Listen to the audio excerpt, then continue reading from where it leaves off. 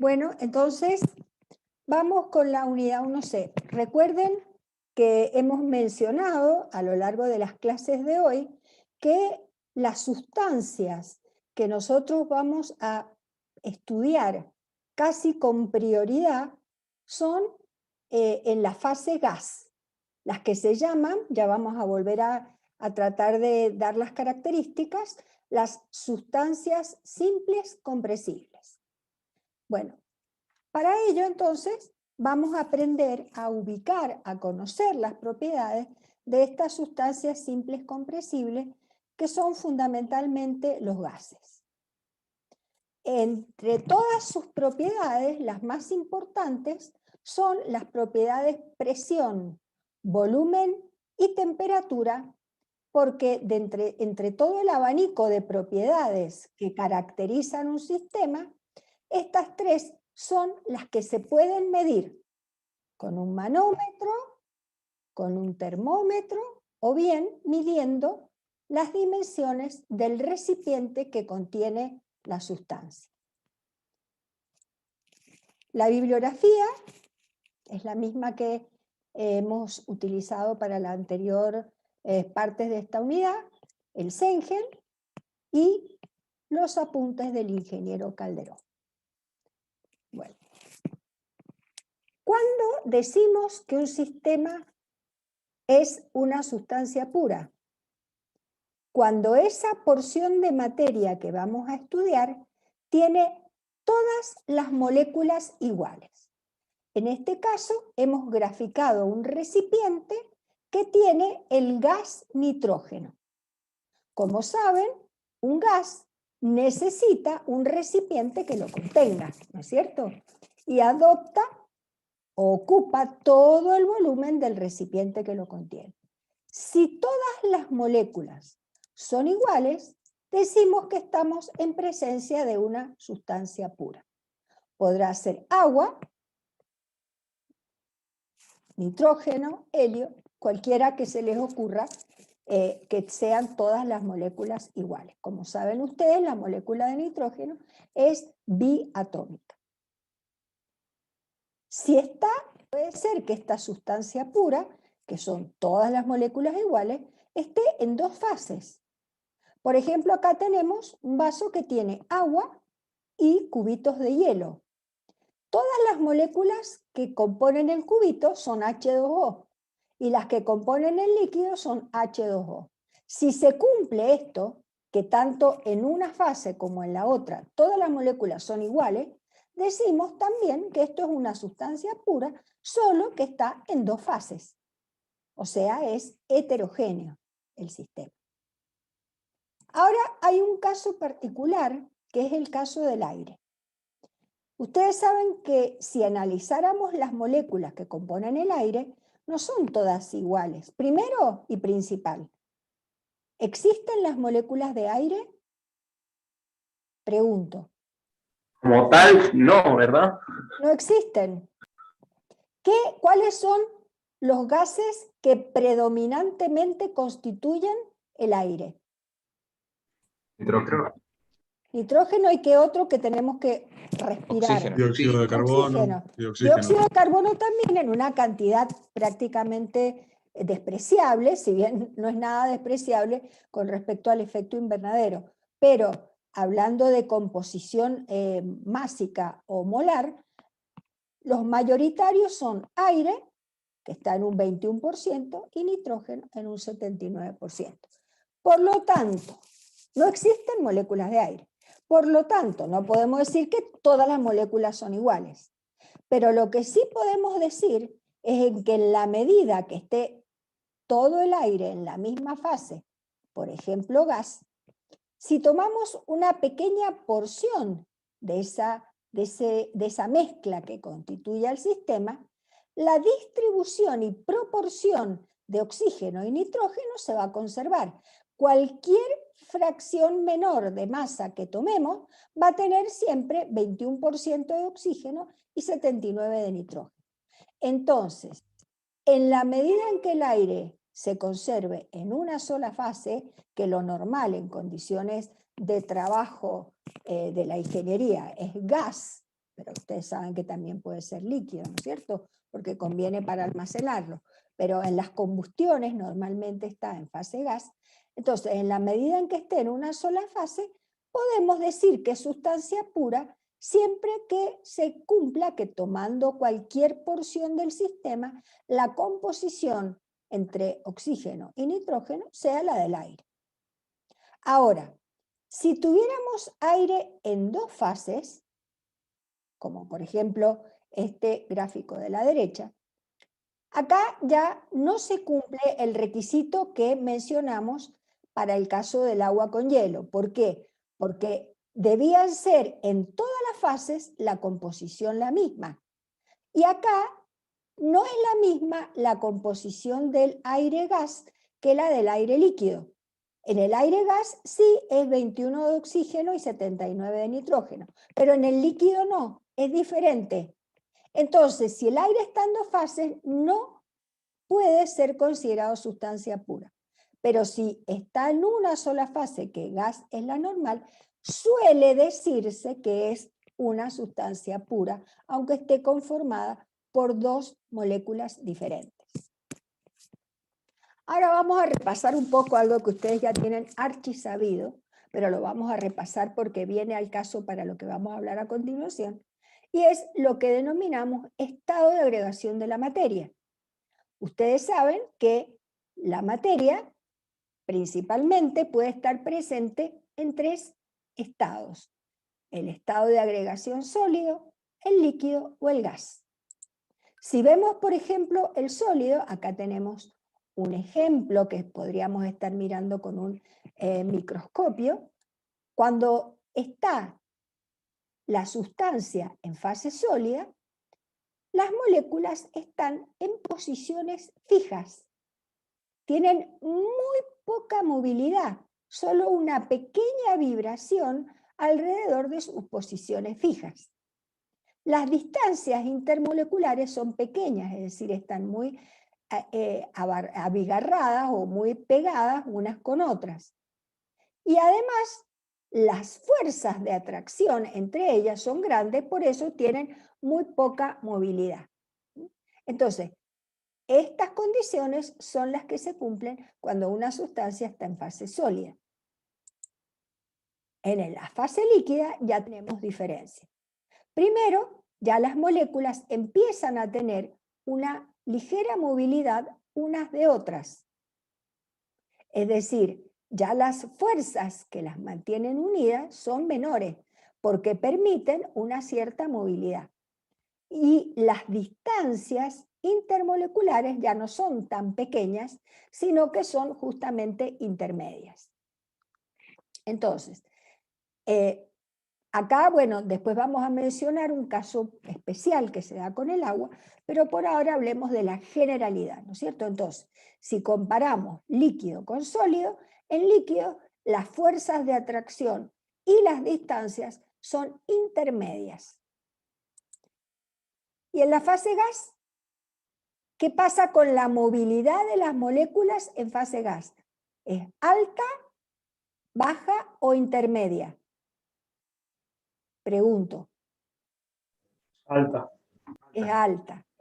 Quiere decir entonces que las fuerzas de atracción son bajas, porque le permiten una gran movilidad y un movimiento importante, aleatorio, y las distancias entre moléculas, por lo tanto, ahora ya son más grandes. Bien, entonces en la fase sólida sí podemos hablar de que tiene una forma la materia cuando está en fase sólida, pero tanto si está en fase líquida, adoptará la forma del recipiente y lo que tiene que ver con la presión atmosférica. Si hablamos de fase gas, ocupa absolutamente todo el interior del volumen que contiene al gas. Por eso, si queremos conocer el volumen de un gas, lo que tenemos que hacer es medir el volumen del recipiente que lo contiene. Bueno, ¿a qué se denomina fase? Si nosotros tenemos este caso en el que ahora, por ejemplo, todas las moléculas son H2O, pero hay una parte que está en fase líquida y otra en fase vapor, por lo tanto están en el interior de un recipiente cerrado. Entonces, Cualquiera de estas dos regiones en las que la composición es la misma, se denomina fase. ¿Mm? Dentro de cada fase, la densidad es la misma, pero la densidad del líquido es diferente de la del vapor. Por eso distinguimos, aunque es la misma sustancia pura, otra fase. En este caso, por la naturaleza de las fuerzas de atracción y de la movilidad, tenemos una fase que es líquida y otra fase que es gas o vapor, que en este caso lo vamos a usar en forma indistinta. La superficie que separa las dos fases o estados de agregación se denomina interfase y es una superficie perfectamente identificable. Este sería entonces el caso de nuevo de un sistema que es una sustancia pura, pero que es heterogéneo. ¿Y cuando decimos que estas dos fases de este sistema heterogéneo están en equilibrio? Cuando en ambas fases la presión y la temperatura son las mismas. Entonces, si ambas fases coexisten a la misma presión y temperatura, decimos que están en equilibrio. Entonces, las propiedades intensivas, presión y temperatura, son las mismas en todo el sistema. Lo que no es lo mismo es, por ejemplo, el volumen específico. El volumen específico va a ser distinto en cada fase, por eso estamos hablando de dos fases, ¿no es cierto? Bueno, ya vamos a analizar esto en profundidad, así que por ahora seguimos avanzando. Volvemos con el concepto de sustancia simple compresible. Las sustancias simples compresibles son gases o vapores. Ya vamos a dar la diferencia finita entre las dos, pero es la fase gaseosa. ¿Por qué se caracteriza? Porque con pequeños cambios de temperatura o de presión, su volumen cambia rápidamente.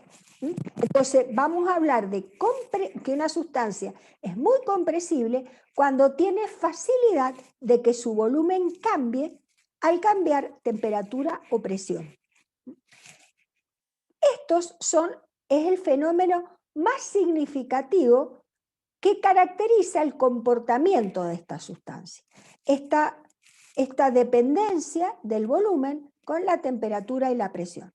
No tienen importancia los efectos eléctricos, los magnéticos ni los de superficie. No quiere decir que no tiene una resistividad eléctrica, la tiene, pero no condiciona su comportamiento. Es una propiedad que la tiene, pero que no afecta su modelo de comportamiento según estamos mencionando. Por eso no los tenemos en cuenta, los efectos de superficie, ni magnéticos, ni eléctricos. Solamente lo que mueve la aguja es esta interdependencia entre el volumen con presión y temperatura. Otra característica que tienen las sustancias simples compresibles es que gracias a estos cambios de volumen pueden intercambiar trabajo con el medio. O sea, gracias a estos cambios de volumen, por ejemplo, si aumenta el volumen y uno de los límites del recipiente se puede mover, el gas va a empujar a ese límite móvil y lo va a hacer desplazarse.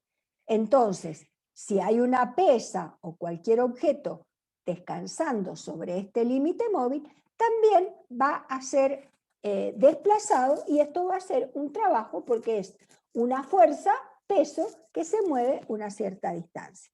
De esta forma podemos simplificar esta segunda condición de los sistemas simples compresibles, y es que gracias a sus cambios de volumen pueden intercambiar trabajo.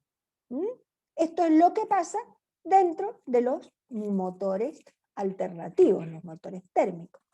Gracias al cambio de volumen de los gases es que se mueve un un émbolo móvil, y esto hace después tener un trabajo rotativo en el cigüeñal y después que se transmite a los ejes de las ruedas. Cuando se trata de sustancias simples compresibles, para poder ir siguiendo el comportamiento del sistema, su proceso, sus cambios o su no cambio, usamos prioritariamente las propiedades presión, volumen y temperatura. No nos va a interesar la constante dieléctrica, no nos va a interesar la tensión superficial, no nos va a interesar otras propiedades de la sustancia que las principales, que son P, B y T, y otras propiedades que después vamos a definir.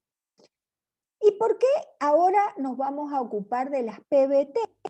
Porque son las que se pueden medir. Y si las puedo medir y logro después relaciones entre estas propiedades y otras de importancia termodinámica, entonces vamos a poder, gracias a la medición de PB y T, poder conocer otras propiedades que son indispensables para establecer cantidad y calidad de la energía.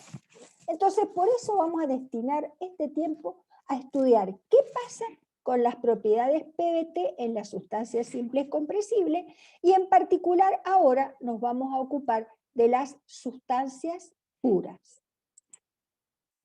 Bien, entonces, vamos a tener en cuenta, para poder empezar a encontrar esta interrelación entre las propiedades PB y T, vamos a rápidamente imaginar esta experiencia. Tenemos en un dispositivo cilindro-émbolo la sustancia pura agua. Cuando hablamos de sustancia pura agua, ya saben que es todo H2O, no hay otra cosa.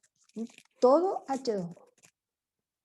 Sobre ella, entonces, tenemos un émbolo que vamos a asumir que no tiene peso, un émbolo ideal. ¿Por qué? Porque estamos considerando que dentro de este dispositivo el agua se encuentra, por ejemplo, a 20 grados y una atmósfera. Si este émbolo tuviera peso, o sea, el producto de una masa por la gravedad, la presión del agua no podría ser una atmósfera. ¿Por qué no? Porque estaría actuando la presión atmosférica más sumada la presión ejercida por el peso del émbolo. Entonces no podríamos tener una atmósfera.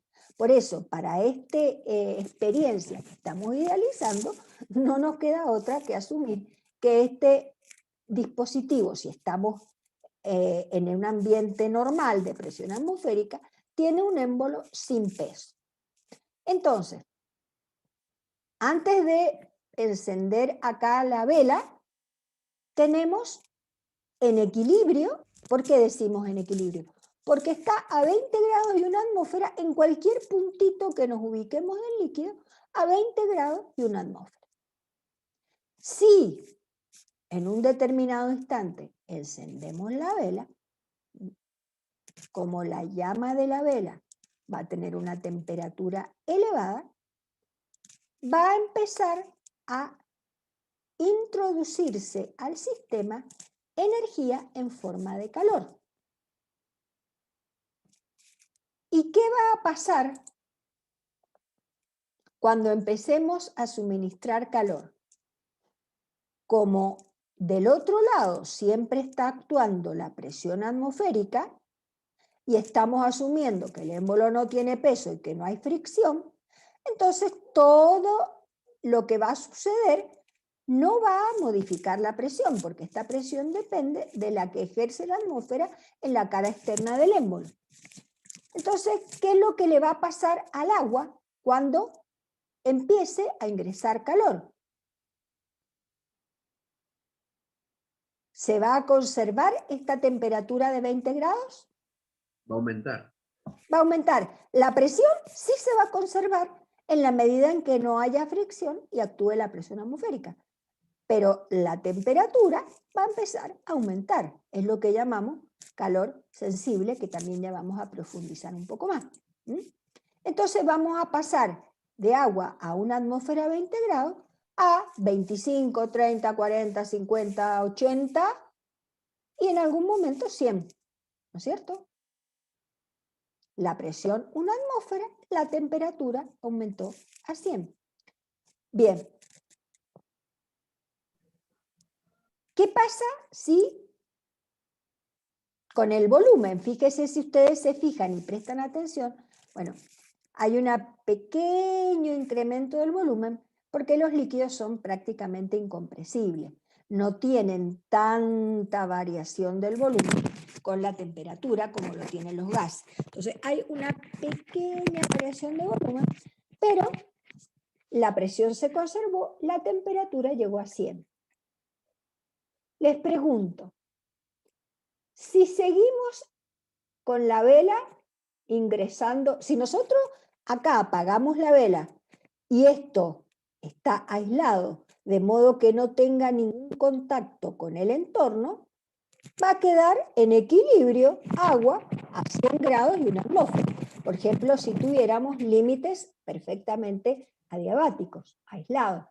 Entonces tendríamos un sistema aislado, dejamos de ingresar calor, no hay ninguna interacción con el entorno, quedaría en equilibrio a una atmósfera y 100 grados. Cualquier punto una atmósfera, en cualquier punto 100 grados. Pero si continuamos con la experiencia como venimos, en las que seguimos incorporando energía como calor, ¿qué le pasa? A ver, ustedes que lo hacen en sus casas, ¿qué le va a pasar al agua, que acá tiene el émbolo, lo sigue teniendo todo igual, cuando se siga incorporando calor luego de los 100 grados? Evapora. Va a cambiar la fase. Empieza así tímidamente moléculas que estaban juntitas con cierta fuerza de atracción intermedia, que es lo que corresponde a fase líquida, debido al ingreso de calor, esto aumenta la movilidad de las moléculas y esta energía que ingresa como calor sirve para romper las fuerzas de atracción y de a poquito hay moléculas que comienzan a pasar a fase vapor, abandonan la fase líquido y pasan a fase vapor. De nuevo, si nosotros interrumpimos también, y esto se aísla para no perder ni incorporar ningún tipo de energía desde el exterior, entonces se quedaría eternamente con una fase vapor y una líquida. Pero en la medida en que no, en que continuemos con la experiencia, toda esta energía va a seguir despegando moléculas de líquido que van a pasar a la fase vapor. Pero les pregunto, ¿la presión varía? De acuerdo a esta configuración de la experiencia que hemos planteado. Como hemos planteado un émbolo móvil sin fricción y sin peso, del otro lado va a seguir actuando la presión atmosférica. Entonces, la presión que va a ejercerse sobre este lado del émbolo también es la misma. ¿Por qué es la misma? Y porque si fuera mayor, lo sube. ¿Hasta cuándo lo sube? Hasta cuando de nuevo se equilibra la presión interna con la externa. Por eso, una vez que está el émbolo en una posición determinada, con una cierta cantidad de masa de vapor y otra masa de líquido, es porque la presión de los dos lados es la misma. Entonces, si este proceso va transcurriendo lentamente, podemos decir que continuamente, no es que son escaloncitos, podríamos decir continuamente, la presión se mantiene en una atmósfera. Pero ¿qué le pasa a la temperatura una vez que aparece la fase vapor? Se mantiene constante. se mantiene constante. Ustedes saben que el agua hirviendo a una atmósfera, acá en Mendoza es un poco menos la temperatura, pero si fuera una atmósfera a nivel del mar, ustedes saben que el agua, en la medida en que haya agua vaporizando, a una atmósfera la temperatura del agua son 100 grados. Por eso hay muchos alimentos que se cocinan así, en agua hirviendo, para que no se... su temperatura no incremente y pierdan ciertas características que se desea conservar. Entonces, volviendo, sabemos por experiencia que en la medida en que haya dos fases y que la presión no cambie, ojo con esto, al incorporar calor, lo que va a hacer esta energía no es subir la temperatura, sino ir despegando las moléculas. ¿Hasta cuándo? Hasta cuando ya no queden más moléculas de líquido por despegar. En este momento intermedio, que lo hemos llamado estado 3, podemos distinguir estas dos fases en equilibrio, donde le llamamos a la fase líquido, en equilibrio con el vapor, líquido saturado. Y al vapor, vapor saturado. Fíjense que yo tengo dos fases separadas por una interfase de una misma sustancia pura. Lo estamos viendo con el agua, pero esto pasa con todas las sustancias puras, no con las mezclas, con las sustancias puras. Para esta presión de una atmósfera y la sustancia agua, la temperatura a la que esto sucede es 100 grados. A este par de valores en los que se produce este fenómeno de coexistencia líquido-vapor, se lo llaman presión y temperatura de saturación. Bien. A la mezcla, al sistema completo que tiene líquido y vapor en equilibrio, a esta mezcla se la llama o bien vapor húmedo o mezcla saturada líquido-vapor.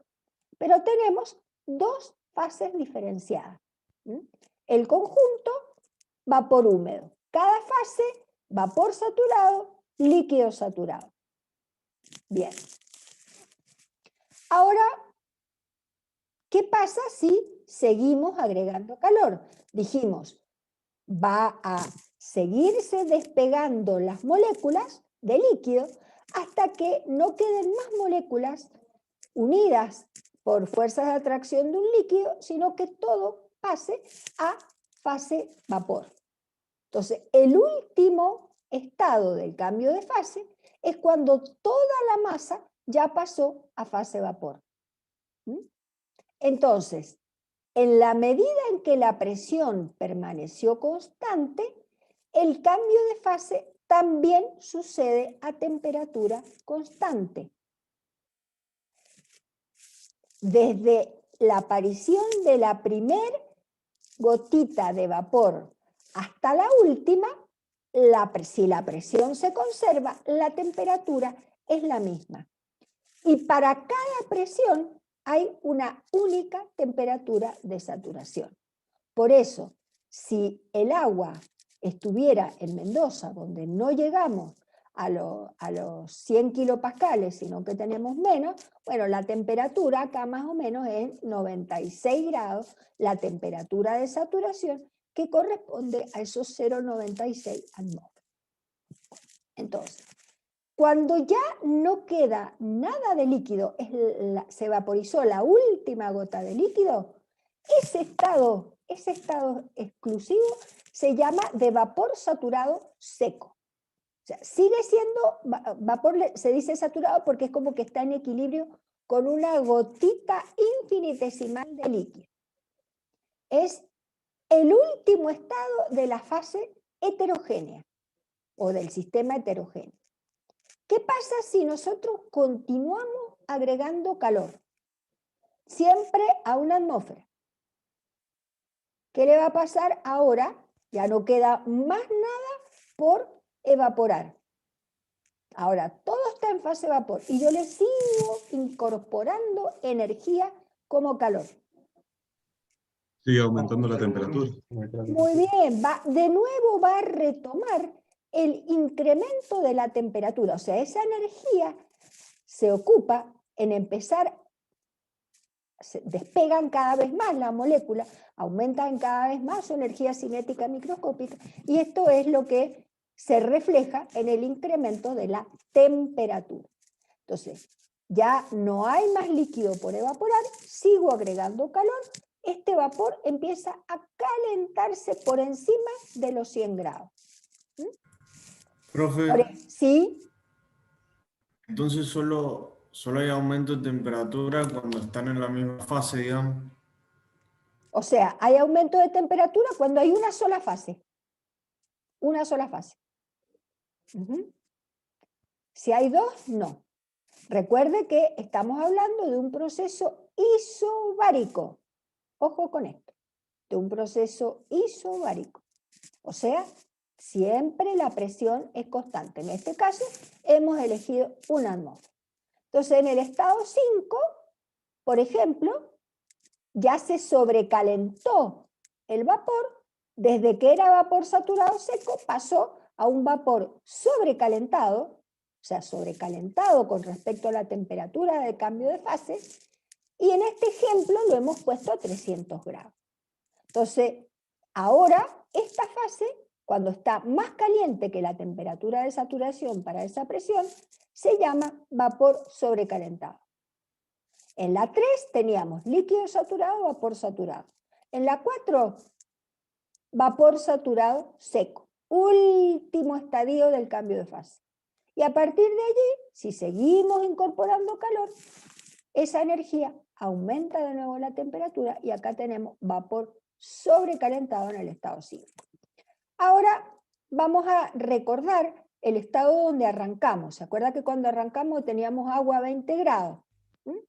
Bueno, a esta fase que es agua líquida, el agua que abren la canilla ahora, bueno, no va a estar a 20 grados, va a estar mucho más fría ahora en invierno, pero es agua líquida, ¿no es cierto? Agua, si la dejan un rato en la cocina, ahí va a quedar a 20 grados. Bueno, pero en termodinámica usamos otro adjetivo, decimos, esta agua líquida la vamos a llamar líquido subenfriado. ¿Por qué subenfriado? Porque está a una temperatura menor a la de saturación para esa presión. A una atmósfera, la temperatura de saturación o de cambio de fase es 100. Como acá el agua está por debajo de 100, entonces decimos que está subenfriada. Pero también, en vez de tomar como referencia la temperatura, podemos tomar como referencia la presión. A ver, ¿qué quiere decir esto? El cambio de fase se puede producir a diferentes presiones. Si es agua y la presión es una atmósfera, se va a producir a 100. Si es agua y la presión es 0,96 atmósfera o 0,97 atmósfera, como en Mendoza, y se va a producir más bajo, 95, 96 grados. Si nosotros queremos que el cambio de fase se produzca a 20 grados, va a tener que bajar la presión mucho por debajo de una atmósfera. En este caso, para 20 grados, la presión tendría que ser 0,0234 atmósferas. Bueno, bares, no es exactamente igual el bar que la atmósfera. Ustedes saben que un bar es un poco más pequeño que la atmósfera. Ustedes tienen que recordar las unidades de medida y las equivalencias para la presión. Una atmósfera es 1,01325 bares. Bien, bueno. Para que hirviera o se produjera el cambio de fase a 20 grados, la presión tendría que haber sido 0,0234.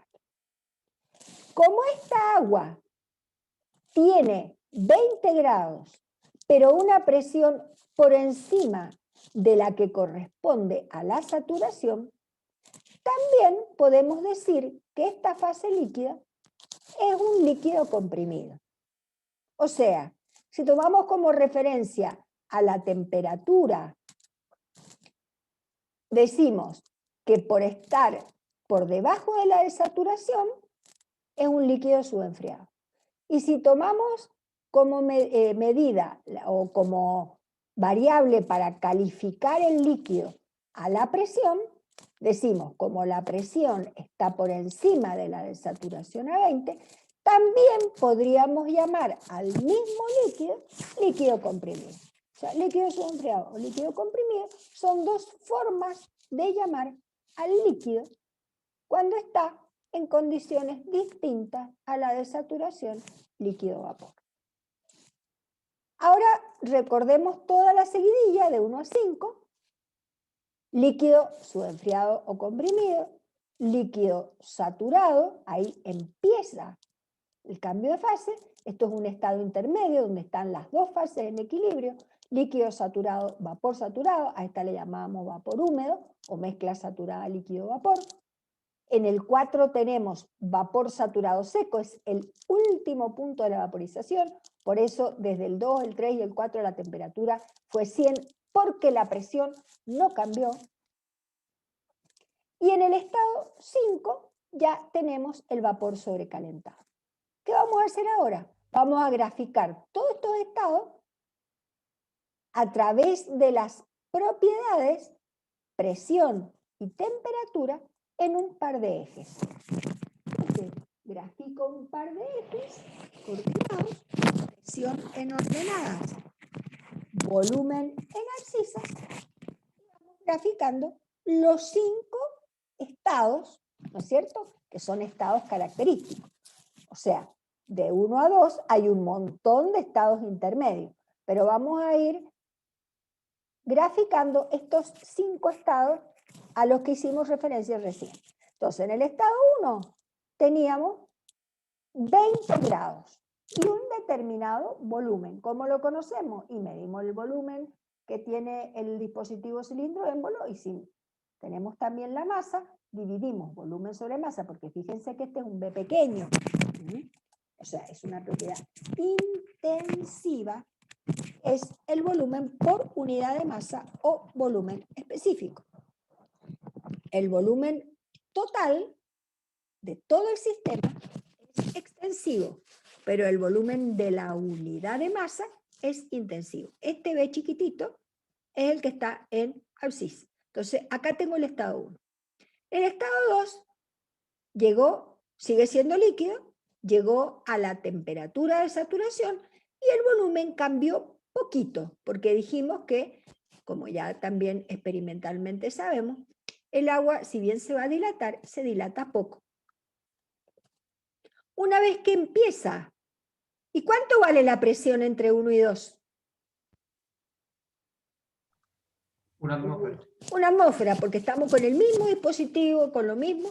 Entonces, este tramo de transformación 1-2, que acá unimos todos los estados intermedios, decimos que es un tramo de isobara, porque en todos estos estados la presión se ha conservado constante. Lo que ha pasado es, aumentó ligeramente el volumen y la temperatura llegó hasta la desaturación. A partir de allí, si continuamos incorporando calor a presión constante, tenemos el estado 3, que es un estado de vapor húmedo, y en el estado 4 tenemos todo vapor saturado, ya no queda más líquido. Fíjense que de 2 a 4 el incremento de volumen fue importante, porque los vapores tienen mucho mayor volumen que el líquido porque las moléculas son mucho más móviles, ¿no es cierto? Bien, entonces se despegan todas y ocupan todo el volumen del recipiente que tengan. En este caso, ¿hasta cuándo se aumentaron? Y a medida que fuimos agregando calor, lo que pasó fue, se fue vaporizando,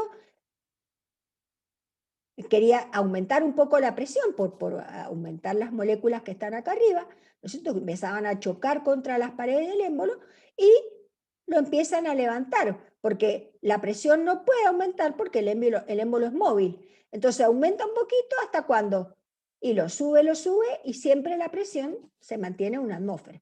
No la deja aumentar porque en vez de aumentar el émbolo sube. Entonces siempre tengo una atmósfera arriba, una atmósfera abajo, una atmósfera arriba, en las dos caras del émbolo. Entonces, si la presión es una atmósfera, el volumen específico del vapor saturado seco puede llegar hasta el que corresponde al estado 4, cuando la presión es 1 atmósfera. A partir de allí, ya el volumen ahora sí que aumenta mucho más, porque todo es vapor. No hay nada de líquido que contrapese el aumento de volumen o contrarreste. Profe, Sí. una pregunta. ¿El líquido cuándo va a ir desapareciendo? Ahí en el estado 2. Desde 2 hasta 3 va progresivamente disminuyendo. Bien, La hasta que masa, se transforme en todo gas. claro, la masa se ha conservado porque nosotros tenemos un sistema cerrado, sino Claro. que deja la masa a la fase líquido y pasa a la fase vapor, con un Bien. aumento de volumen, porque los vapores ocupan más volumen que los líquidos.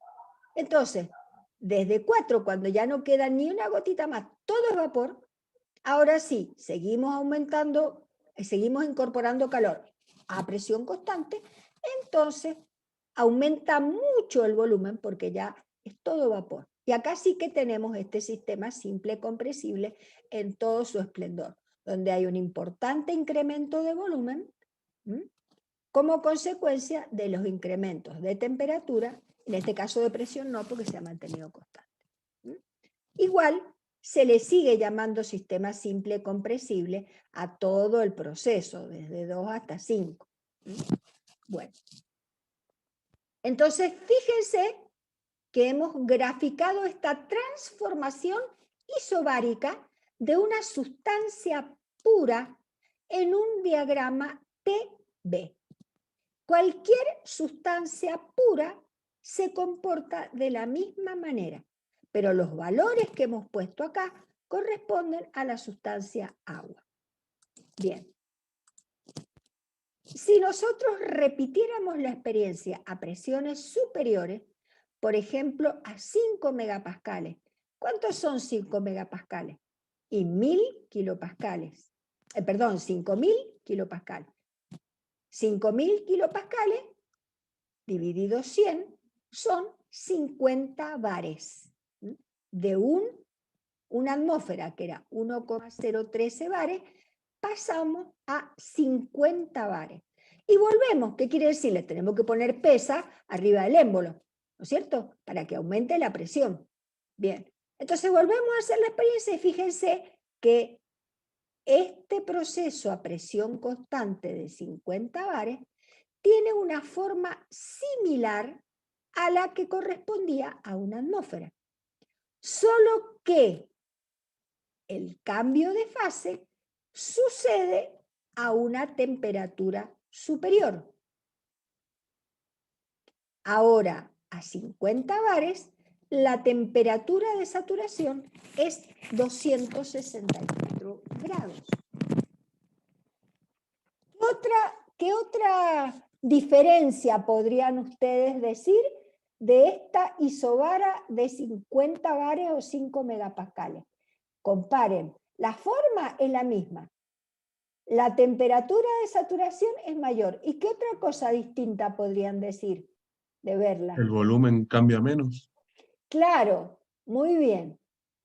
La diferencia entre el volumen del vapor saturado seco y el líquido saturado es menor.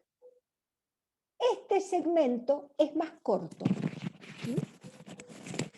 A 10 megapascales, que serían 100 bares, más corto todavía. Llega un momento cuando la presión en la cara externa del émbolo sea de 22 megapascales, o sea, 220,9 bares, este segmento se transforma en un puntito. Se dice que allí la isobara tiene un punto de inflexión a tangente horizontal. En ese puntito tiene propiedades que lo caracterizan. Una temperatura, la presión que es 22,09 megapascales y si nos vamos a la abscisa, un volumen. Siempre el agua va a manifestar el mismo comportamiento. Y el punto crítico va a tener esta terna de coordenadas presión, temperatura y volumen, que se llaman coordenadas del punto crítico para el agua. Cada sustancia pura tiene ciertos valores de propiedades críticas. Acá ustedes tienen una tabla donde aparecen las propiedades críticas para las distintas sustancias. En este caso, el agua tiene 22,09 megapascales, en grados Kelvin 647,1, el restan 273 y tendrán la Celsius, y en la abscisa del punto crítico es esta, acá en metros cúbicos por kilomol. Bueno, ¿y qué pasa? O sea, miren, esto quiere decir que el cambio de fase líquido-vapor es prácticamente instantáneo. No coexisten las dos fases en equilibrio. ¿Y qué pasa si nosotros quisiéramos poner todavía más pesas arriba? Que la presión sea superior a la crítica. Y, miren, se va a ir dilatando el agua, poquito, ¿no? Ustedes ven que va aumentando el volumen, va aumentando el volumen, va aumentando el volumen, y va aumentando la temperatura también, porque ese es el efecto del ingreso de calor. Un incremento en la temperatura y también en el volumen. ¿Y qué pasa? En algún momento yo encuentro una fase, encuentro una interfase que me separe el líquido saturado por saturado. Nunca. Cuando estamos por arriba de la presión crítica, el cambio de fase es absolutamente progresivo. Nunca aparece una interfase. Nunca. Por convención se dice que por debajo de la temperatura crítica le llamo líquido. Por arriba de la temperatura crítica le llamo vapor sobrecalentado. Pero en rigor fue todo un cambio progresivo. Nunca apareció la interfase. El último punto de interfase, que es infinitesimal, es el punto C, donde la interfase es un punto. Bien. Entonces, ahora prestemos atención a la parte de adentro, donde es la zona heterogénea vapor húmedo. Entonces, donde empieza líquido saturado, donde termina vapor saturado. Si uno todos los puntos de líquido saturado y todos los de vapor saturado, se me forma esta montaña o campana que le decimos. Entonces, fíjense, acá está de nuevo la isobara 1, 2, 3, 4, 5 de una atmósfera que dijimos recién. Fíjense una cosa, si nosotros estamos dentro del segmento de la zona heterogénea, desde 2, 3 y 4, no solo es una isobara, porque la presión la conservamos constante, sino también la temperatura es constante. Entonces, si yo quiero caracterizar un estado del sistema dentro de este segmento 2, 3, 4, hay una nueva propiedad que se introduce, que es la que se llama título o calidad, que es la que relaciona la masa de vapor saturado con respecto a la masa total del sistema. Nosotros tenemos un sistema heterogéneo, nosotros tenemos dos fases, líquido saturado, vapor saturado. Tenemos una interfase. Bueno, ¿y cuál será la propiedad X si la queremos calcular? Y tenemos que conocer cuánta masa está en fase líquido saturado, cuánta masa está en vapor saturado, y la de vapor saturado sobre la total es el título calidad. En rigor, conociendo solo la masa de vapor y la total, es suficiente para calcular X. Siempre se cumple el balance de masa. La masa total es la suma de la que tiene la parte que está en vapor más la que tiene la parte que está en líquido. Y la proporción que hay de masa de vapor con respecto a masa total, título o calidad. Nueva propiedad intensiva que solo se define dentro de la campana. Fuera de la campana no se habla ni se define título o calidad. No tiene ningún valor, no tiene sentido. ¿Y cuánto va a valer este título o calidad si estoy en la zona, justo en el punto de inicio? Cuando tengo todo líquido saturado. 0. 0. ¿Y cuánto valdrá en el punto 4? Tengo todo vapor saturado. 1. 1. Entonces, X va de 0 a 1. No tiene valor menor a 0 porque no se define por debajo, o sea, a la izquierda de la campana, a la derecha de la campana, no hay X. X va de 0 a 1. 0, líquido saturado, 1, vapor saturado. Sigamos avanzando porque el tiempo corre. Bueno, entonces, Una pregunta, ¿este PDF o este archivo está en la página? este archivo lo estamos grabando, entonces lo vamos a subir. Ah, bien. O sea, Eso lo que está creo. pasando usted. Sí. Bien. También está en la página. Está, sí, está el PDF en la página. El PDF Bien. con toda esta filmina. Y un detalle que no les hemos dicho. Hay un PDF que está una filmina por página y hay otro que tiene la filmina más chiquita y un espacio abajo, donde ustedes si quieren lo van completando. Pueden agregar ustedes para que después no tengan que volver a escuchar todo el video. Van poniendo las cosas importantes. Lo pueden hacer simultáneamente con la clase o cuando vuelvan a escuchar el video otra vez en sus casas, van completando. ¿Cómo completan? Con la herramienta comentar que tiene PDF, el Adobe el Reader ¿no es cierto? Tiene una herramienta que se llama comentar que les deja escribir. Entonces ustedes en ese PDF que tiene la mitad vacía abajo, pueden ir agregando cositas cuando van viendo el video y ya no tienen que tragarse todo el video todas las veces. ¿Mm? Bien. Bien. Hay otra posibilidad que no muerde, que es leer la bibliografía, el Sengen. ¿Sí? El Sengen, todo esto usted sacó de ahí. Pero le vamos dando otras posibilidades para irle, que ustedes tengan economía, más economía en sus tiempos. ¿No es cierto? Bueno, sigamos. Entonces, hablamos ya del título. Y ahora volvemos a tener el diagrama TV, pero fíjense que hemos graficado. La campana, que ya sabíamos, que acá estaba el punto crítico. ¿Mm?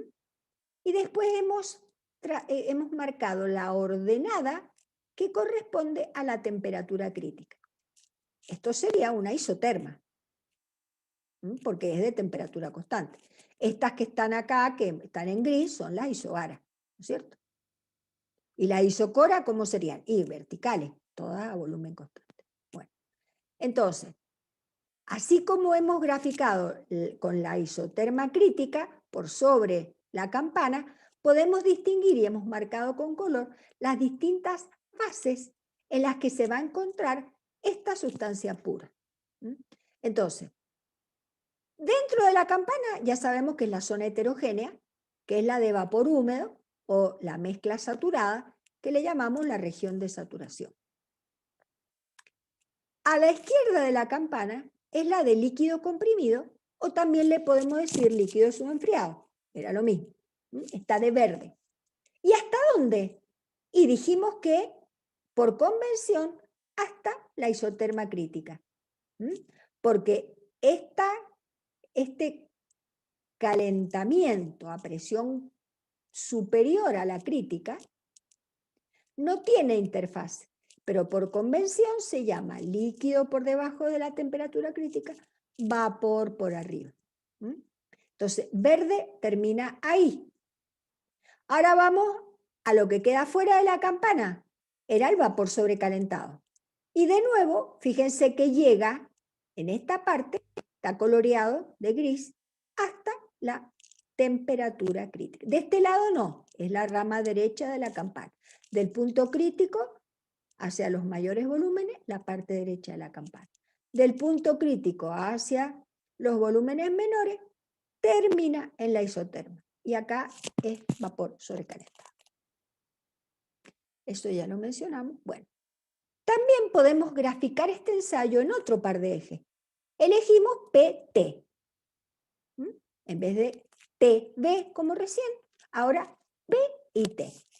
Como todo el ensayo lo hicimos a presión constante, quiere decir que la isobara es una horizontal. Entonces, esto no está a escala, fíjense cómo no está a escala, que lo hicimos a un bar. y acá lo he puesto casi como en 40, pero era porque si no queda ahí no se entiende nada con el eje T, por eso lo hemos subido un poquito. Entonces, pero didácticamente mírenlo y ven el estado de líquido comprimido, tenemos estado líquido comprimido, hasta que llega un momento que si la presión es una atmósfera, serían 100 grados, pero acá estamos en una presión mayor que una atmósfera, por eso ha sido casi a los 240 y pico. Allí tenemos líquido saturado, tenemos vapor húmedo y después tenemos vapor sobrecalentado. ¿Por qué? Porque en todo ese proceso 2, 3, 4, la temperatura y la presión quedaron fijas. Entonces todos esos puntos quedan superpuestos en este redondelito. No se desplazan. Este punto tiene un montón de puntos adentro. Todo el cambio de fase. Pero cuando graficamos en el PT no se pueden ver. Y después, una vez que terminó la última gota de líquido a vapor saturado, a partir de ahí viene el vapor sobrecalentado y ya tenemos, por ejemplo, el estado 5. Entonces, esta isobara va a tener una parte que es líquido comprimido subenfriado, esta parte que es la zona de saturación, que es un solo punto, no puedo ver otra cosa acá, y después, hacia la derecha, vapor sobrecalentado. Entonces, si me voy, fíjense, a presiones menores, la temperatura de saturación es más baja. Mientras mayores sean las presiones, la temperatura de saturación es más alta. Cuando nosotros cocinamos en la olla a presión, como la presión es mayor, puede ser mayor adentro de la olla, entonces la temperatura del agua en la ebullición va a ser mayor y se cocinan más rápido los alimentos. Porque la ley de variación de presión con temperatura es esta función creciente. Esto pasa para todas las sustancias puras. Esta curva se llama curva de saturación o curva de equilibrio líquido-vapor. Si voy de allá de la izquierda a la derecha, va a ser una evaporación y después calentamiento. Si voy de derecha a izquierda, va a venir un enfriamiento, una condensación y después continúa enfriándose el líquido. ¿Y hasta cuándo pasa esto? Que puedo distinguir las dos fases. Y hasta el punto crítico. O sea, si me paso por arriba de la presión crítica, en realidad dijimos no puedo distinguir las dos fases.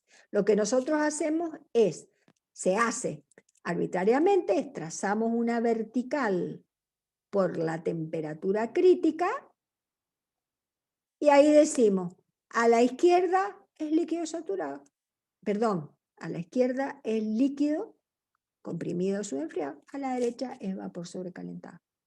Pero en rigor, las dos fases se van a poder lograr hasta la presión crítica. Presión crítica y acá tendríamos la temperatura crítica. Lo que sí podemos ver que la presión y temperatura de saturación no es como a mí se me dé la gana. Siguen una relación funcional que es creciente. Cada sustancia pura tiene su relación funcional. Siempre es creciente. Y si yo quiero una presión de saturación dada, quiero lograr el cambio de fase a una determinada presión, no puedo elegir la temperatura. La temperatura será, me vengo con esa presión hasta la curva de saturación, busco la abscisa y esa va a ser la temperatura a la que se produzca el cambio de fase a esa presión. Entonces, no son independientes. Una depende de la otra. O elijo una o elijo la otra. Las dos no. Ahora nos cambiamos. Habíamos visto el TB, habíamos visto el PT y ahora vemos el PB. Alguien me ayude con la hora.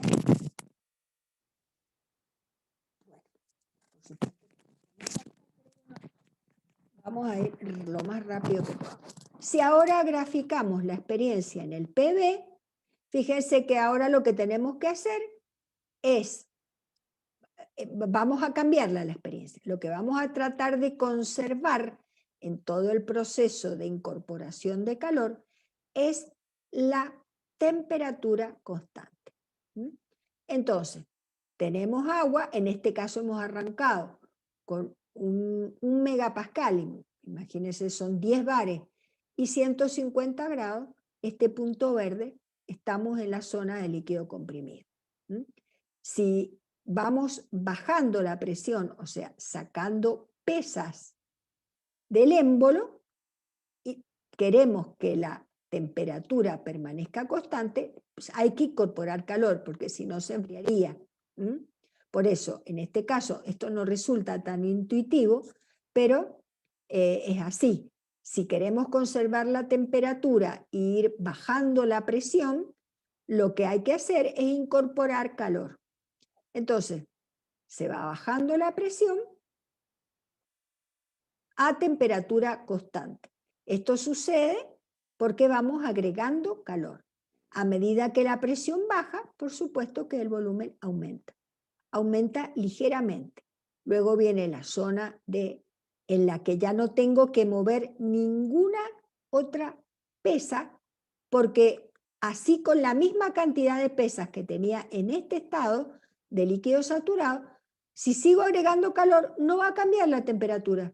Va a cambiar la fase, pero no la temperatura. O sea que todo este proceso, agrego calor, pero la temperatura permanece constante y no hace falta sacar pesas, porque si la temperatura va permaneciendo constante, dejo la misma pesa y la presión también es constante. Si yo voy sacando pesas, no se va a conservar la temperatura constante si agrego calor. Para que la temperatura permanezca constante es porque yo a partir de acá no toco más ninguna pesa, me muevo a presión constante, entonces la temperatura se conserva y este tramo horizontal, además de isobara, es isoterma. Luego, que ya todo está vaporizado,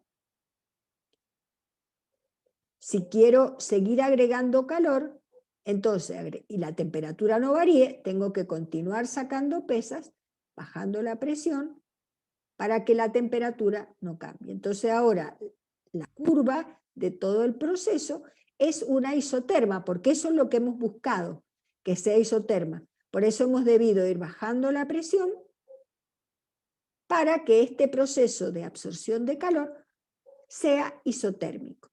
Y tenemos que en este tramo es líquido comprimido subenfriado, mezcla vapor húmedo y luego tenemos el vapor sobrecalentado. Lo mismo, llegamos a un punto en que el segmento se transforma en un solo puntito que es el punto crítico y ahora la isoterma es la que tiene el punto de inflexión a tangente horizontal. Acá tenía un segmento, acá tiene un puntito. Bien, entonces acá a presiones superiores a la crítica, a la izquierda de la temperatura crítica le decimos líquido, a la derecha le decimos vapor sobrecalentado. Pero en rigor, en este tramo, no hay interfase. Bien, acá lo tenemos graficado y tenemos las tres regiones y lo que acabamos de decir, y que acá no hay interfase. Entonces, fíjense la forma de las isotermas. En el PV, las isotermas tienen esta forma. En este caso, la isobara sería una horizontal, la isocora una vertical. La isoterma tiene esta forma que estamos mostrando acá. Bueno, ¿cómo nos movemos en la zona de vapor húmedo? Ya dijimos que agregábamos una propiedad que es el título. Masa de vapor saturado sobre masa total. Acá tendríamos entonces un esquema del vapor húmedo con las dos fases en equilibrio y la interfase. Ahora bien, cuando nosotros lo hemos graficado, todo el proceso, el primero que vimos que fue a presión constante, vimos que en todo, como la presión fue constante, en todo el tramo de cambio de fase la temperatura también fue constante. Entonces acá tenemos isoterma e isobara desde 2 hasta 4. Entonces fíjense cómo tenemos que el volumen ha ido aumentando progresivamente entre 2 y 4. Ahora, la realidad es que tenemos dos fases. Líquido saturado, que tiene este volumen del punto 2, vapor saturado, que tiene este volumen del estado 4. Pero, si tomo un punto cualquiera, tomemos el punto 3, tomo ese punto que es el punto 3. En el punto 3 tengo, si esto fuera un cilindro émbolo, el émbolo en una determinada posición, ¿cierto? Bien, entonces tengo la abscisa sería el volumen específico promedio de esta mezcla. Es decir, asumimos que esta mezcla bifásica estuviera toda mezcladita homogéneamente, entonces la abscisa de 3 sería el volumen específico que resulta de dividir volumen total sobre masa total de la mezcla. No es la realidad. Esto es lo que nosotros, para poder caracterizar la mezcla bifásica, hacemos de cuenta de que fuera una mezcla homogénea. ¿Cómo calculamos este volumen promedio? Y sabemos que el volumen, que es una propiedad extensiva, el volumen total será el volumen azul del líquido más el volumen celeste del vapor saturado. Además, yo tengo el volumen total y tengo masa de líquido, masa de vapor y la suma, que es masa total. Si yo llamo volumen específico al cociente entre el volumen total y la masa total, se cumpliría esta relación. En realidad sería la relación que caracteriza esta mezcla homogénea que hemos fabricado. Entonces tiene un volumen que es la suma de los volúmenes, una masa que es la suma de las masas y un volumen específico que resultará el cociente entre el volumen total o suma de volúmenes y la masa total o suma de las masas. Entonces, si nosotros ahora volvemos a reproducir esta expresión, será que la masa total por el volumen promedio ficticio, medio ponderado, debe ser igual a la suma de cada uno de los volúmenes de la fase. Masa líquido saturado, volumen específico líquido saturado, masa vapor saturado, volumen específico de vapor saturado. ¿Cuál es la masa cuál es el volumen del líquido saturado? Y el volumen o abscisa del estado 2. ¿Cuál es el volumen del vapor saturado? La abscisa del estado 4. Pero el estado 3, que tiene una parte de cada uno, bueno, en función de cuánto sea la masa de cada fase, el punto 3 estará acá donde está ubicado, o más cerca de 2 o más cerca de 4. El volumen de la abscisa 3 es este volumen que estamos intentando ver cómo lo podemos calcular. Entonces, si nosotros sabemos que por el balance de masa, la masa de líquido es la resta entre la total y la de vapor, y acá reemplazamos MF por MT menos MG, entonces nos queda, fíjense, una vez que pasemos la masa dividiendo, total, M total sobre M total 1, M de gas sobre M total X, esto es volumen específico BF, Mg sobre M total es X, y esta es la volumen específico chico G. O sea que ya encontramos cómo poder calcular este volumen de la mezcla heterogénea. ¿Cómo es este volumen promedio? 1 menos título por volumen fase saturada, que es la abscisa de 2, más título por el volumen de la fase vapor saturado, que es la abscisa de 4. Entonces, son datos que podemos, si tenemos el gráfico, los podemos leer. ¿Qué es lo que tenemos que acá necesitamos? Y tenemos que conocer qué proporción hay entre las dos masas. Si no, nunca podemos sacar el volumen promedio. Recuerden que X es cociente de masas. Bien. ¿Sí? Ese volumen promedio sería un volumen específico promedio. Exactamente. Sería, Bien. si el estado es 3, la abscisa de 3, que es B chiquito. Bien. Profe, Sí. ¿volumen específico hay para cuando es líquido y cuando es gaseoso? Claro. La líquido saturado tiene su volumen específico. La vapor saturado tiene su volumen específico. Ahora, si yo tengo un estado 3, tengo, que supongamos que es una determinada cantidad, que es la azul, de masa de cada uno. Porque yo podría tener muy poquitito de líquido, por ejemplo, si me posiciono más cerca de 2, ya el volumen no es este recipiente, es otro. Este recipiente caracteriza el estado 3 solamente. Acá tendría otro, ¿no es cierto? Porque tengo más pequeño, porque tengo mucho líquido y poco vapor. Si yo quiero que la presión siempre sea la misma, no puedo también dejar el volumen igual, ¿no es cierto?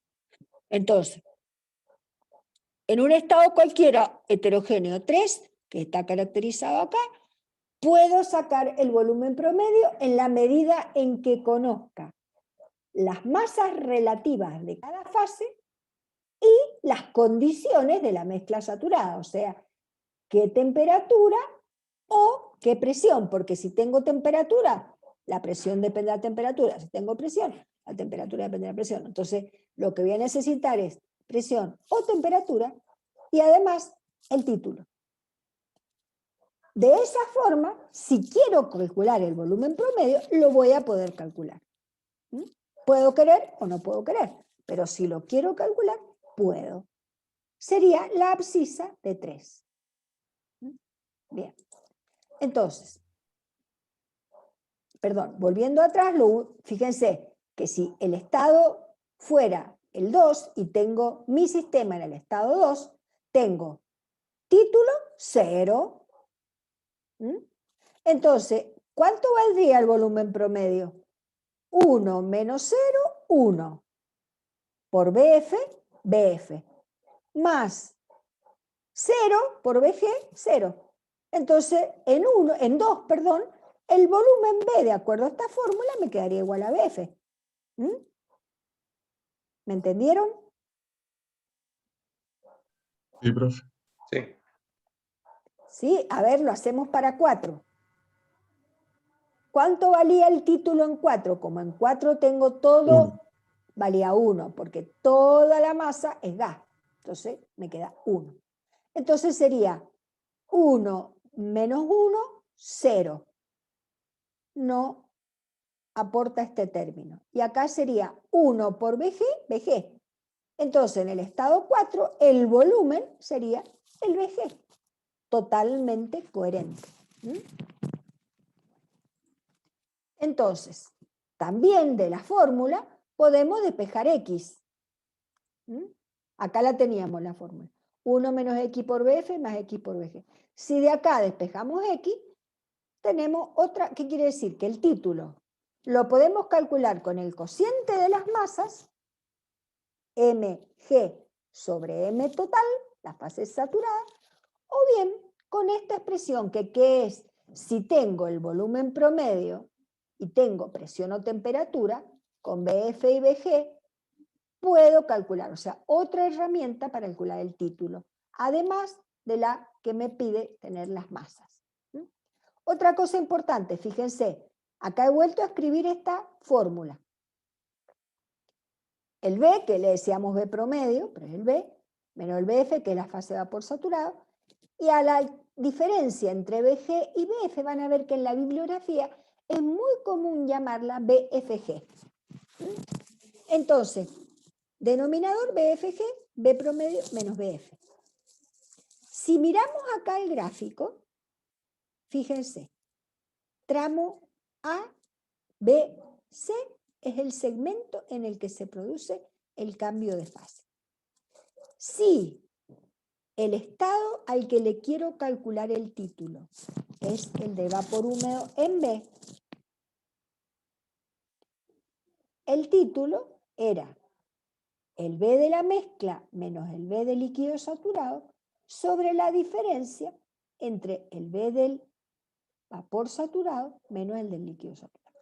Veamos qué sería, en segmentos geométricamente hablando, la diferencia entre el volumen promedio de B y B del líquido saturado es el segmento AB.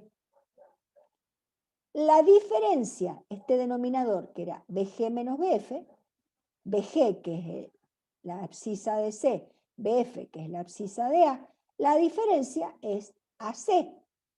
Quiere decir que geométricamente hablando el título sería el segmento AB sobre el segmento AC.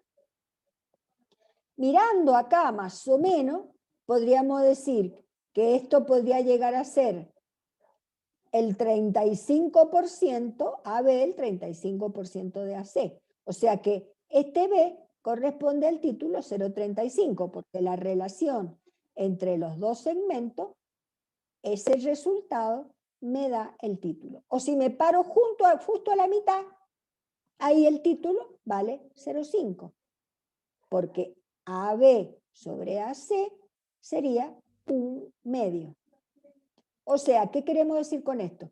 Que si todos los segmentos de las isobaras los dividimos en partes iguales y unimos todos los puntos, todo lo que corresponden a un décimo, todo lo que corresponden a la mitad, todo lo que corresponden a los 3/4, cada curva va a corresponder al título constante.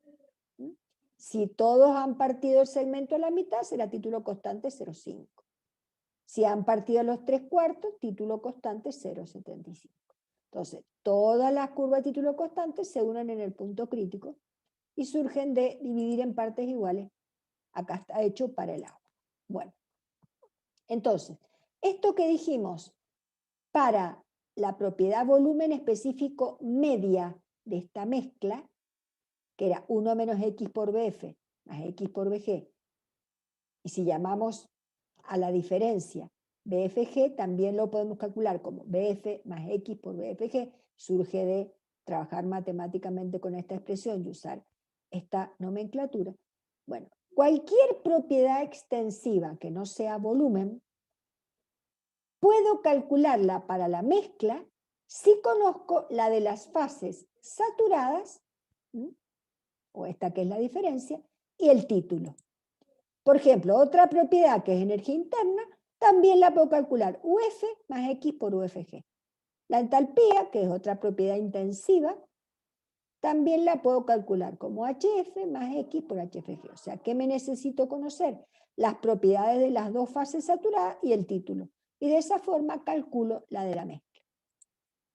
Bueno, lo que vamos a decir ahora es importante para que puedan ahora resolver en práctico un poquito. Todo lo que hemos dicho es importante, pero miren, repasemos un par de cosas. Acá tenemos un recipiente con un gas o un vapor. Cuando decimos qué quiere decir en equilibrio, quiere decir que cualquier punto que yo me ubique dentro del recipiente, tengo la misma presión, la misma temperatura y la misma densidad o volumen específico que es la inversa. Bien. Entonces, ¿qué quiere decir? Que todo este gas que está almacenado en este recipiente, si está en equilibrio y todas las P son iguales, todas las T la misma y todas las B la misma, cuando lo represente a este estado en un diagrama PB, PT o TB, va a ser un punto. Un punto que va a tener la ordenada, la abscisa y la isolínea que pase por ahí. Entonces, quiere decir que si tengo acá este punto celeste que está en líquido comprimido o este otro que está en vapor sobrecalentado, me representan un estado de equilibrio de ese recipiente con gas celeste que vimos recién. Es un punto donde en cualquier lugar que nos posicionemos en el sistema, la presión es P, en cualquier lugar el volumen específico es B, en cualquier lugar de ese sistema la temperatura es la de la isoterma, en este caso T1. Entonces el estado de equilibrio se traduce en un punto en el diagrama PB, TB o PT. Un punto. Para ubicar este punto y por lo tanto conocer el estado del sistema, necesito dos propiedades. Por ejemplo, la presión, el volumen. Donde se cortan ya tengo el punto. ¿Qué quiere decir esto? No hay chocolate por la noticia, pero lo que quiere decir esto es, ya la temperatura no la elijo. Ya posiciono el punto con las dos coordenadas y la temperatura será la isoterma que pase por ahí. O bien, posiciono el punto con P y T, quiere decir busco qué isoterma es, y la presión, donde se intersecten las dos, tendré el punto. Entonces, esto quiere decir que si tengo el sistema, la sustancia pura, en una sola fase, ya sea como líquido comprimido o como vapor sobrecalentado, con dos propiedades intensivas, PT, TB o PB, con solo dos, ya tengo definido el sistema. Y no puedo elegir la restante. Solo puedo elegir dos. Y con dos ya sé cuál es mi estado de equilibrio. Entonces, cuando tengo una fase para posicionar el punto, necesito dos propiedades intensivas independientes. Acá están las tres parejas posibles. Solo dos. Si tengo menos de dos, no sé, tampoco lo tengo al punto. Si solo digo presión 4 y cualquier punto sobre la horizontal de 4 puede ser, no tengo identificado el estado. Si yo quiero identificar el estado, o sea, posicionar el punto, y tengo una sola fase, necesito un par de propiedades intensivas. La tercera ya no la elijo, es la que quede, la que pase por ahí. Bueno, ¿qué pasa si ahora estoy en la zona heterogénea? Adentro de la campana. Fíjense una cosa, si yo doy P y T son dos propiedades intensivas, tengo, por ejemplo, todo este segmento que estoy moviéndome acá, tiene T y P iguales. Entonces, no puedo posicionar si el punto está ahí, está más a la derecha, está en la de líquido de vapor saturado o en la de líquido. Todos los puntos de ese segmento tienen la misma P y T. Entonces, P y T no me suman, tiene que ser, son dependientes entre sí, que eso ya lo habíamos dicho recién. ¿Qué es lo que tendría que tener? Por ejemplo, T y el título, porque entonces trazo la línea de título, donde se cortan, tengo el estado.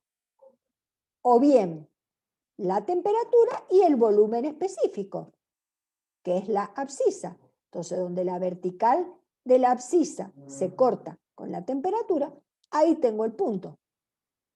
Entonces, también necesito dos propiedades intensivas, pero no me sirven T y P como independientes. ¿Por qué? Porque no lo son. Entonces, si tengo dos fases, T o P cuentan como una sola, porque si tengo T, la P ya se sabe cuál es. Si tengo T, la P ya se sabe. Y todo el segmento me cumple el requisito, no identifico el punto. Tengo que tener, si quiero conocer el estado de equilibrio de un sistema de heterogéneo, además de temperatura o presión, una segunda propiedad independiente que será el volumen o el título. Esto que hemos dicho no es nada más y nada menos que el postulado de estado, que dice que el estado de equilibrio de un sistema compresible simple se especifica por completo mediante dos propiedades intensivas independientes. Acá hay dos cosas importantes. Primero, que tienen que ser dos, y aparte, independientes. Entonces, ¿qué quiere decir? Si yo quiero hablar de un estado de equilibrio de un sistema simple compresible, tengo que hablar de dos propiedades, intensiva e independiente. Es decir, si yo quiero identificar a un alumno y digo, se llama Pedro, no me alcanza. Porque pueden haber muchos Pedro. Si yo digo son rubios, puede haber muchos rubios. Entonces, para yo identificarlo, En el caso de un alumno podría dar el DNI, que es uno solo. Pero en el caso de los sistemas simples compresibles tengo que dar 2 propiedades intensivas independientes. Esto además quiere decir, yo no puedo elegir 3, porque solo 2 puedo yo dar. La tercera va a ser la que corresponda a esas 2. Bien. Entonces, vamos lo último y ya los dejo, por favor, para que el práctico. Antes que nada, les explico cómo vamos a resolver los prácticos. Nos vamos a subdividir en 2 salas de Zoom. Los alumnos de la letra A a la L, L de loro, L, van a anotarse espontáneamente ustedes en la sala 1. Y de la M de mamá hasta la Z van a ir a la sala 2.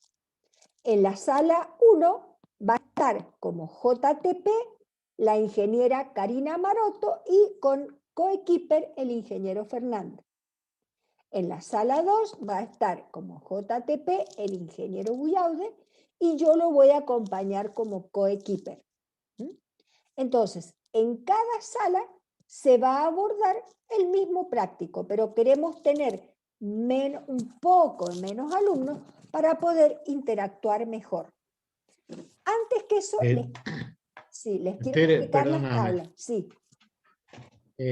Para eso sería conveniente que ya vayan cambiando su identificación en el Zoom y que muchos aparecen como nombre y apellido, que pongan el apellido primero y el nombre. Así después no les queda duda a dónde tienen que ir, a qué sala tienen que ir. ¿Por qué no le ¿Nos explica dividimos cómo por se nombre o por cambian? apellido? Por apellido. El apellido primero se identifican como apellido y después el nombre. La forma de identificarse tienen los 3 puntos sobre el nombre de ustedes y digamos, en esos 3 puntos aparece cambiar de nombre. Y ahí Renombrar. se pone renombrar Ujú. o renombrar. Listo. Gracias.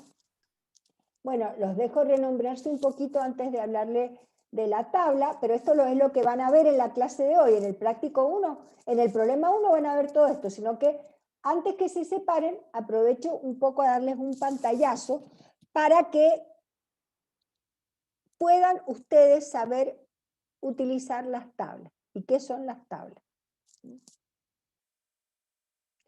¿Ya se han renombrado? Sí. Bueno, Sí, profe. perfecto. Sí, profe. Entonces, vieron acá están estos 2 diagramas, el PB y el TB, no me detengo más porque ya hablé un montón.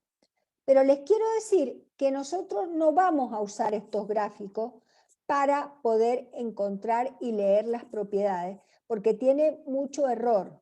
Entonces, estos diagramas están digitalizados como en tablas.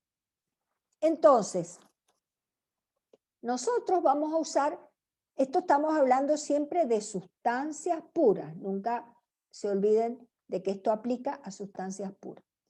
En la bibliografía normalmente de termodinámica da los diagramas y las tablas para la sustancia pura agua y para refrigerantes, porque son los 2 que se usan más en termodinámica. El refrigerante hay muchos, pero el que se suele dar es el que está habilitado en Estados Unidos, que es el R134A. Entonces, van a ver que en el CENGEL y en las tablas de propiedades que ustedes tienen subidas en la página y que por favor le pido, la van a tener que consultar ahora para hacer el práctico, tienen 4 tablas para el agua y 3 tablas para el R134A. ¿Cómo se organizan? Fíjense, si vamos con el agua que está pintado de azul, adentro de la campana, todos los datos que corresponden a la región saturada líquido-vapor para el agua están escritas y ordenadas y organizadas en dos tablas, la A4 o la A5. Tienen la misma información, pero ya vamos a ver, sino que están los datos organizados por comodidad en forma diferente. Pero la A4 o A5 de Cengel, este año hemos cambiado las tablas. Hasta el año 2020 usamos las de otra bibliografía, que es el WARC. Si ustedes tienen el WARC, las tablas de WARC les va a costar un poquito más porque nosotros hemos acomodado los datos para que queden accesibles y cómodos a estas tablas de Cengel. Así que les recomendamos, como hay que bajar la tabla y nada más, usar las tablas de 2021. Entonces, Profe, hay- disculpe, yo había cursado en 2019 y ya prácticamente como que tengo más confianza con las anteriores tablas. Vi que eran distintas, pero no importa si utilizo las anteriores. no importa si las usa, pero a lo mejor va a tener que interpolar más porque nosotros Claro, hemos acomodado los datos a las de Cengel, ¿me entiendes? Pero bien, de ninguna manera va a estar mal. ¿Yo por qué recomendamos Cengel? Porque como ustedes ahora nosotros vamos a tratar de que trabajen solos, le vamos a dar los resultados y los resultados van a ajustar más a los datos de Cengel. No es que va a haber mucha diferencia, pero yo les recomendaría que se habitúe a Cengel. No le va a costar perfecto. nada, no le va a costar nada.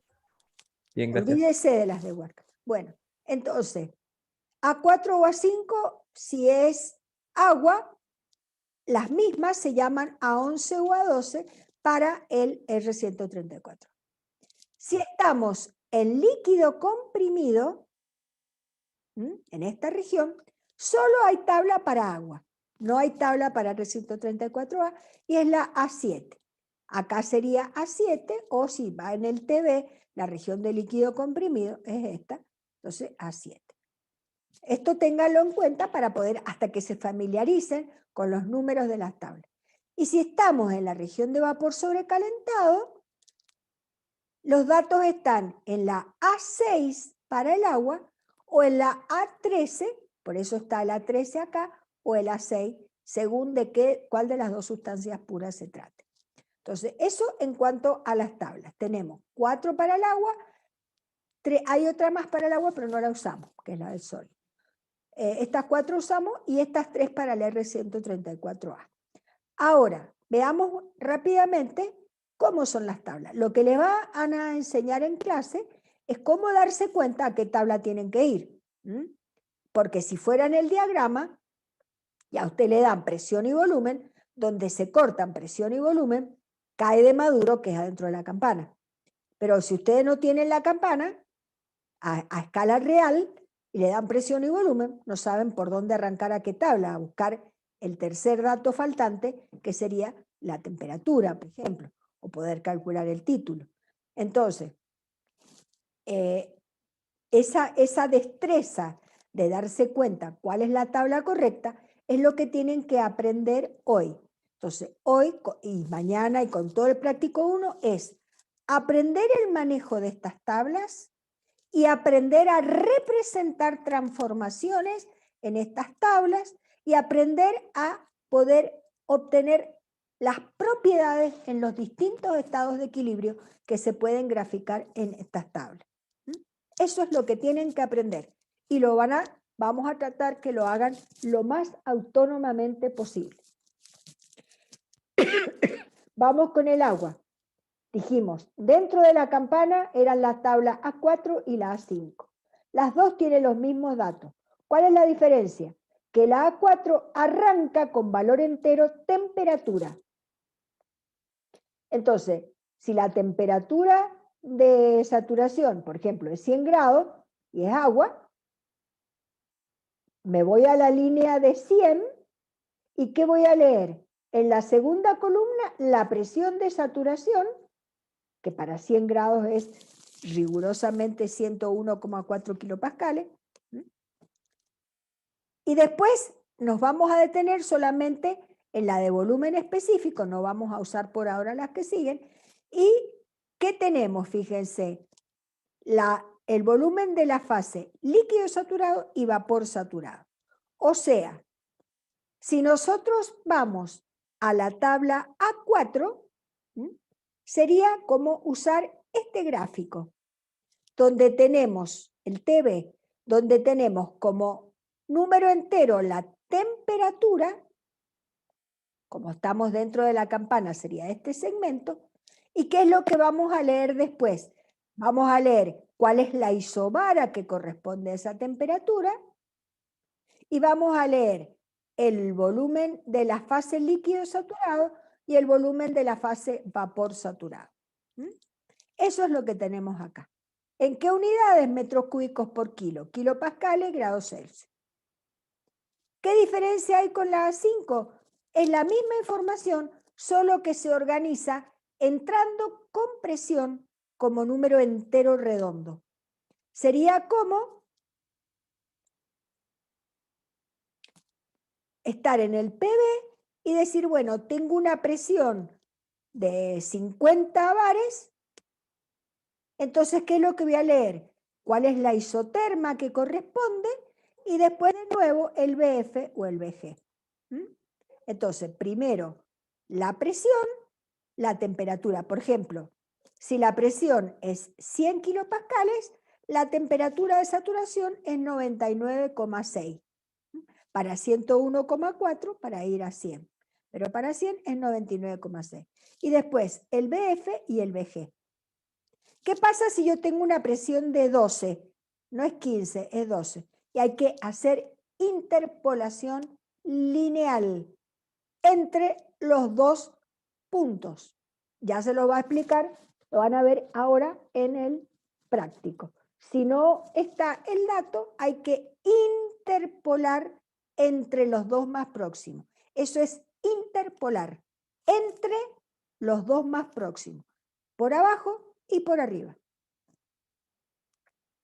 Bien, ahora vamos a la tabla, la zona de líquido vapor sobrecalentado, que dijimos que era la A6. ¿Cómo se organizan estos datos? Se organizan de una forma especial. Es como decir por isobara. Por isobara. Acá he marcado una, la P1, ¿ven? Entonces, para cada isobara tengo un rectángulo. ¿Ven?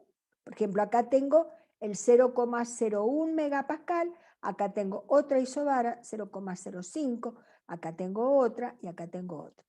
4 isobaras. Bueno, supongamos que estamos con la P1, que fuera esta, la 0,01 megapascal. ¿Cómo están organizados los datos? Para esa isobara están todos los pares de valores, temperatura y volumen para esa isobara. ¿Ven? ¿Dónde arranca? Arranca siempre con el que corresponda a la temperatura de saturación para esa presión. ¿Cuál es? La que está entre paréntesis. Acá le ponen SAT nada más, porque vale para todos, ¿no es cierto? Han puesto una sola vez la columna T. Entonces le ponen SAT. Esa SAT será, si esta es la isobara, la temperatura que corresponde a este punto. Si esta es la isobara, la que corresponde a este punto. Entonces esa es la primera. Pero si seguimos con esta isobara, que asumimos que es la 001, tengo pares de valores, temperatura, volumen. Si la temperatura es 50, el volumen es 14,867, si es 100, y así están digitalizándose la isobara por punto. ¿Y qué pasa si yo necesito 140 y tengo que interpolar? Es lo que dijimos recién, linealmente entre el más por debajo y el más por arriba.